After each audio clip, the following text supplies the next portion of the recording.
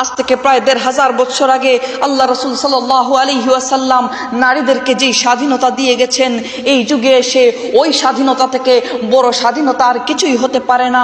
বোন আমার, নিজের দিমাগটা একটু খাটিয়ে দেখেন।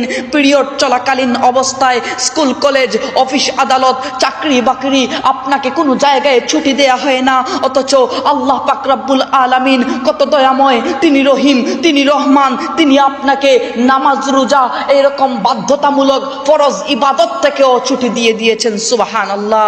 বোন আমার, শুকরিয়া আদায় করুন। আপনি একজন নারী, আপনি আল্লাহর দেয়া নেয়ামত।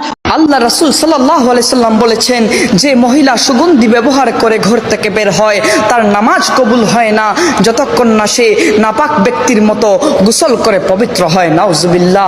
বোন আমার, সুগন্ধি ব্যবহার করা থেকে বিরত থাকুন।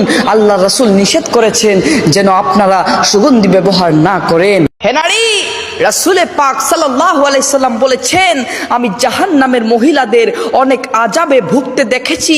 তার মধ্যে একজনকে চুলের সাথে উল্টো করে বেঁধে রাখা হয়েছে, যার মাথার মগজ খুলে খুলে পড়ছে।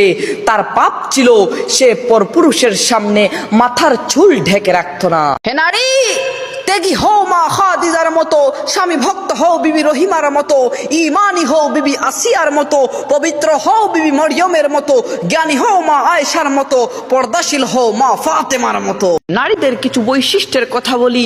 এই বৈশিষ্ট্যগুলা যেই নারীর মধ্যে থাকবে ওই নারী কখনো জান্নাতে যেতে পারবে না।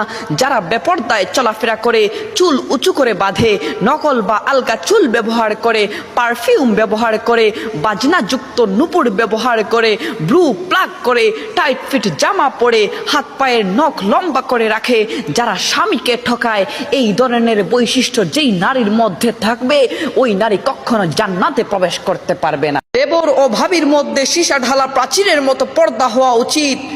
দুনিয়ায় যে মানুষের সামনে সবচেয়ে বেশি পর্দা করতে হয় তিনি হলেন দেবর, আর সমাজ বলে দেবর ভাইয়ের মতো। আর আল্লাহ রাসূল সাল্লাল্লাহু আলাইহি সাল্লাম বলেন, দেবর হচ্ছে মৃত্যু সমতুল্য। আল্লাহ পাক যেন আমাদের সকলকে সতর্ক হওয়ার তৌফিক দান করেন। আমিন।